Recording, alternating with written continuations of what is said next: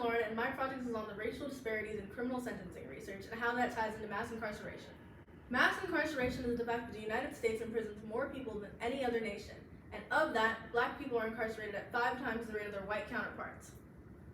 Sentencing laws that are responsible for the majority of people in prison are known as truth in sentencing laws, mandatory minimums, and 3 strikes laws. The Sentencing Project believes, detailed in their research, that they believe that racism that is responsible for a majority of sentencing laws contributed to the racial disparity within our prison systems. On the cover of their research, they put a photo of the Confederate General Robert E. Lee's statue after the BLM protests for George Floyd in Richmond, Virginia. Here's a video of Tavares Floyd speaking at the statue.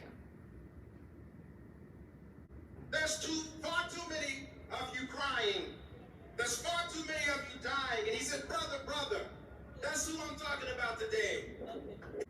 Here you can see the massive increase in the last few years in mass incarceration. Also, on the same page from the Sentencing Project, you can go through and compare state by state the national average to the disparity in that state. Research from Prison Policy Initiative shows that systemic racism is engaged in the whole of the justice system. Systemic racism allows for sentencing laws that allow junk science in courtrooms, such as misidentifications.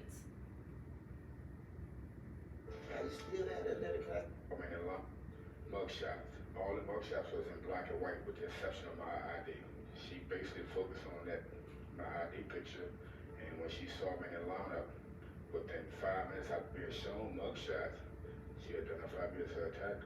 Take a look at these graphs from prisonpolicy.org and you'll see that Black people are more likely to serve life without parole and more likely to be put on death row.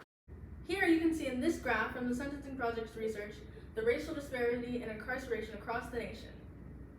In a place like Iowa, where Black people make up less than 2% of the population, there is a 9-to-1 gap.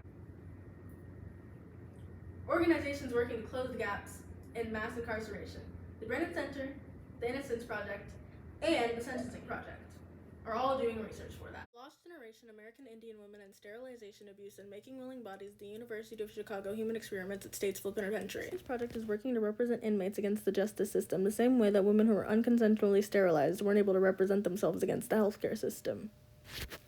Harker Making Willing Bodies is an example where the United States has used prison reform, but they refuse to use it to end mass incarceration and end the disparity in prison system. Recommendations of research by the Brennan Center suggest alternatives to incarceration, shorter sentences, judge discretion, and release programs. The Sentencing Project recommends decreasing criminalization of drug offenses and requiring states to think about how new laws will impact communities, as well as getting rid of required sentences. Thank you!